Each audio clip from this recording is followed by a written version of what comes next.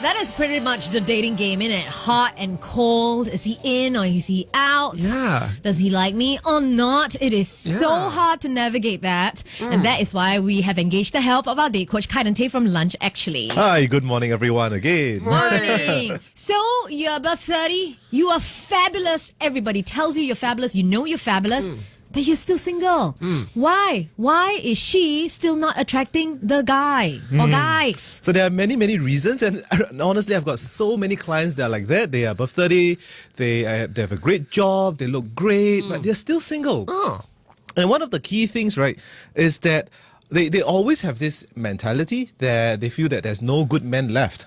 So one of the reasons why they're not getting attached is their beliefs are very, very wrong. Especially if they think there are no good men left, then what they will do, they just stay in office and work very hard. Yeah. And because of that, then they don't meet good men. Yeah. And Yeah. that's why, it's just like a self-perpetuating cycle. And it just gets worse and worse. Another thing that I didn't have time to talk about during the interview in Case 92 is that a lot of girls actually have the wrong perception of reality. Now, what do I mean by that? They think that guys should do something. Or, when I'm dating, the guys should buy flowers for me. He should pay me dinner. He should do this. He should do that. And many guys are very, very turned off with this kind of mindsets and this kind of expectations by girls. So this is also another huge cause of reason why if you're pretty, you're single and everything's okay for you, you are still single because you have a lot of expectations that a guy should do. I have a question. Do people who seemingly are perfect get caught up in their own hype that they really believe that they're so good that, can't be bothered, and then really end up single? Yes, that is a very, very real thing. They spend so much effort looking good and trying to act so correctly, and then they expect the other party to do the same thing. And how many guys actually do that? Really? Like, Good question. no, guys don't care about that. So because of that, then they feel like, this guy is so below me. Like, So they never go beyond the physical. Yes, and or they the get surface. stuck at the physical part, and then one hair is sticking out of place. Yeah. No.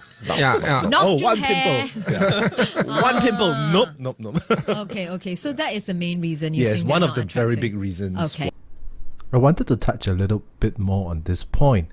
A lot of people, women and men going out dating, they are concerned about the wrong thing at the wrong time. Now, just a quick example, right? Last week, I went on a workshop and I thought this girl was very attractive. So I went to talk to her.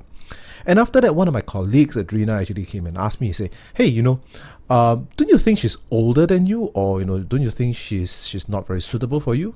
And I told Adrina out front that if I was single, I would talk to the woman and I would get her number. All right, I would get her number because that is the ultimate most important thing when I am out there and I'm looking for a partner. I wouldn't care. I wouldn't even think about how old she is or, what other things that people think of until I get to know her better and until I give her a chance.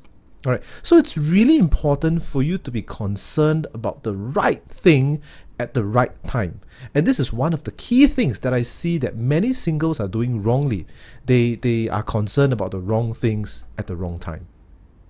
Do you think that women have too high of expectations then?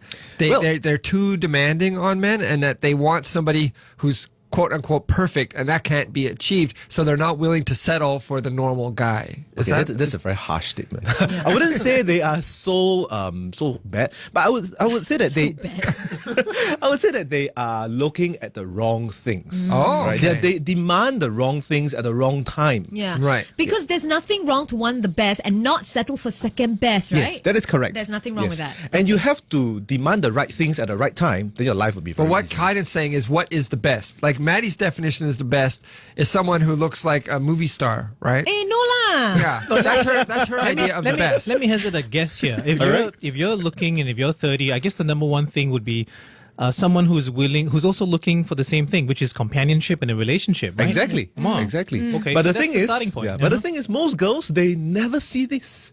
I can give you the best guy who wants to settle down tomorrow and get married.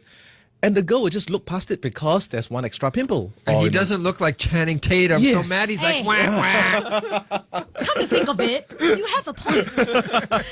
Now, how do you have him hooked, line, and sinker? Then Kydon Tae will tell us next. This Saturday. Starship, it's Kiss 92, Maddie, Jason, and Arnold in the morning with our date coach from lunch, actually, Kydon Tae. So before we move on to your questions, if you still have any, you can text it in right now, 971700920. But earlier on, Kydon was telling us why some girls are still not attracting the guy, even though they're fabulous, they're above 30, they're wonderful, right? So now tell us how to get him falling for these girls who are so fabulous. All right. So one of the key things that make a woman attractive is the energy that she is showing to guys, right? So that's really, really important. Now, and what kind of energy is feminine? So the feminine energy is actually life and vitality. Now, what does that mean? Basically, you have to show life, you have to show joy and vitality when you are talking to people. And that is, not just that. I actually wanted to point out to Maddie as one good example. You know, she's very lively and she laughs a lot. And Yes. she, I can see her standing up in the studio and trying to dance something. Yeah. And that is attractive. That's attractive feminine energy. Well, honestly, I wasn't trying to suck up to Maddie, but I really do think she is a very attractive person. And besides the energy, the other thing that makes her very attractive is that she smiles a lot. All right, she smiles and she laughs a lot. And it's true, a smile is one of the easiest ways you can improve your looks immediately, instantly. So ladies, if you go out and you talk to guys, remember to smile and smile and smile some more and laugh at his jokes. That is so important. Laugh at his jokes. Okay, so don't put a gloomy face out there. Laugh and smile. Yeah. She's very feminine. She's very powerful in a very feminine Yeah, way. it's a very feminine way. Yes. As compared to this morning, as I was coming here, I saw this lady on the bus. She was clearly very, very young, like probably 18 or 20, but she had like zero energy. And as I was looking at her, right, like I could feel like zero attractiveness towards that young lady. Dead fish energy. Yeah, it's like dead fish. Like she was just like gloomy and okay, like fine, it's like a rainy morning, but still like, oh. Hey, I really wanted to talk about this a little bit more. So, just to give you a bit of a context and contrast, the young lady that I saw during the bus trip to Kiss 92, she had long hair, she was slim, she was wearing contact lens, makeup, and if you have been to my other workshops, you know that this basically covers almost all the things I tell girls to do in order to be physically attractive.